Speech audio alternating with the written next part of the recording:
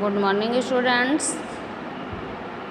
अर्जुन का मोह भंग, पाठ 7 अर्जुन का मोह भंग। ठीक, अर्जुन का मोह भंग, जो मोह माया में वो पड़े थे उसको कैसे दूर किया कृष्ण ने, इसी बात का वर्णन इस पाठ में किया गया है। ठीक, श्रीमद् भगवत गीता में तुम लोग गीता सार सुने होंगे, उसी को जो है बच्चों से अवगत कराना है कि गीता सार में जो है कृष्ण ने अर्जुन से क्या क्या कहा था, उसी को बच्चों से बताना है।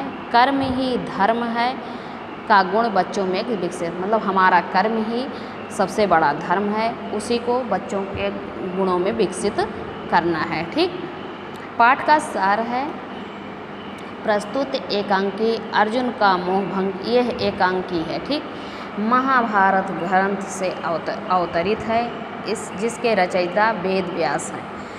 इसके रचयिता कौन हैं? वेद व्यास जी। महाभारत युद्ध के समय दोनों सेनाएं जब आमने सामने खड़ी थीं, उस समय अर्जुन अपने सारथी श्री कृष्ण भगवान से कहते हैं कि मैं युद्ध नहीं कर सकता। मैं देख रहा हूँ कि शत्रु की सेना में अपने सगे संबंधी हैं, गुरुजन भी हैं, मैं इनका वध नहीं कर सकता। मतलब जब सामने लड़ाई में कुरुक्षेत्र में जो है अर्जुन खड़े हैं, तो वह जो है कृष्ण से कह रहे हैं कि इसमें हमारे सगे संबंधी सभी लोग हैं, हमारे गुरु भी हैं, मैं इन लोगों का जो है वध नहीं कर सकता, इसलिए मैं इसमें लड़ाई नहीं लड़ूंगा। उपदेश सुनकर अर्जुन मोह त्याग देते हैं, मतलब जब लेकिन जो है क्या नाम सारी बातें जो है कृष्ण जो है बताते हैं, तो अर्जुन मोह माया को त्याग देते हैं। प्रस्तुत पाठ से बच्चों को गीता का सार या भगवान कृष्ण द्वारा बोले गए वचनों का ज्ञान सहजता से प्राप्त हो सकेगा। मतलब उसमें भगवान कृष्ण ने अर्जुन से क्या क्या कहा है, उसी को इस पाठ में बताया गया है। कुरुक्षेत्र के दौरान कौरवों और पांडवों की सेनाएं युद्ध के लिए आमने सामने खड़ी हैं। कुरुक्षेत्र मतलब कुरुक्षेत्र जो है लड़ाई का क्षेत्र था कौरव और पांडवों का, वहाँ पर दोनों सेनाएं कौरव और पांडव की आमने सामने खड़ी हैं। पांडवों की सेना में अर्जुन, भीम और धृष्टकेतु आदि वीर हैं। कौरवों की सेना में भीष्म, द्रोणाचार्य, कर्ण, अश्वत्थामा, जयद्रथ आदि वीर हैं। भीष्म पितामह शंख ध्वनि करते हैं, भीष्म पितामह जो हैं वो शंखनाद करते हैं। उसी समय अर्जुन का रथ आता हुआ दिखाई देता है। रथ के सारथी श्री कृष्ण हैं। ठीक, अर्जुन बंधु, ये जो डैश का ये निशान है, इससे क्या होता है? हे संबोधन का निशान है। हे बंधु, रथ को दोनों सेनाओं के बीच में ले चलिए।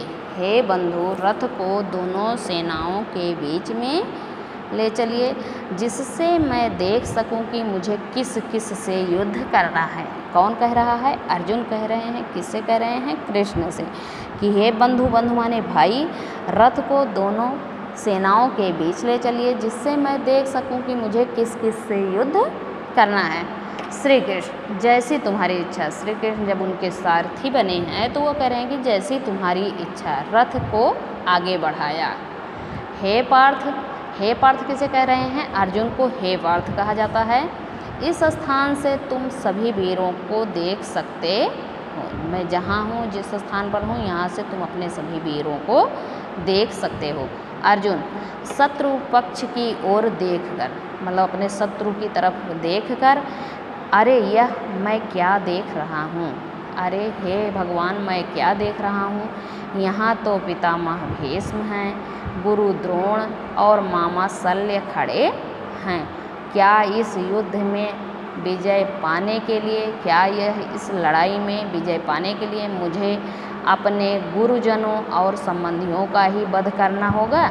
अपने गुरुजन और संबंधी सगे संबंधी को ही मारना होगा? श्री कृष्ण, प्रिय अर्जुन, हे अर्जुन, प्रिय अर्जुन, मतलब 2 बार श्री कृष्ण कह रहे हैं कि हे अर्जुन, हे अर्जुन। ठीक, यह युद्ध तुम अपनी इच्छा से नहीं लड़ रहे हो। ये दुर्योधन और उसके साथियों ने युद्ध के लिए तुम्हें विवश किया, कि हे अर्जुन, तुम यह लड़ाई खुद नहीं कर रहे हो, दुर्योधन और उसके साथियों ने युद्ध के लिए तुम्हें विवश किया है। इस प्रकार के धर्म युद्ध में किसी प्रकार का मोह करना अच्छा नहीं होता। ठीक, अब नेक्स्ट टॉपिक बेटा मैं तुम लोगों को आगे कल जो है और आगे रीड करूँगी। ठीक, उसके तब तक यहाँ तक तुम लोग वीडियो देखकर रीडिंग करो, जो भी कठिन वर्ड है उसको रफ कॉपी में राइट करो 5 बार। ठीक, 5 बार तुम लोग इसमें जितने भी कठिन वर्ड आए हैं उसको रफ कॉपी में लिखकर याद करना। Thank you, have a nice day.